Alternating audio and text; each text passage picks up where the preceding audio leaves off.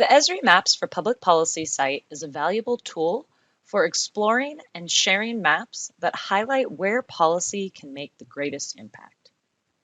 This site allows you to find maps and spatially aware data sets that you can share with decision makers so that they can make more informed and data-driven decisions. If you're interested in using this site, or interested in creating your own policy maps, the Resources tab on this site is a great place to start.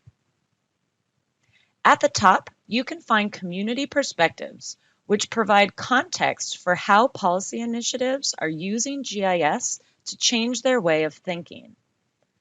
This example for mapping the opioid crisis helps justify why and how you can use GIS to map this tragic topic to help influence changes in policy.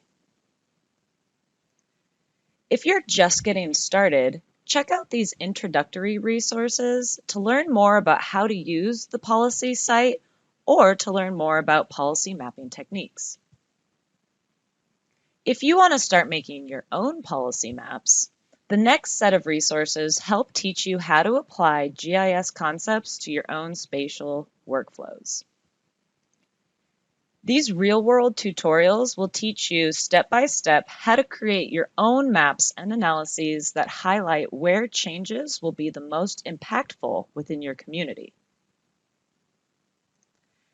The final set of resources on this site help get you inspired.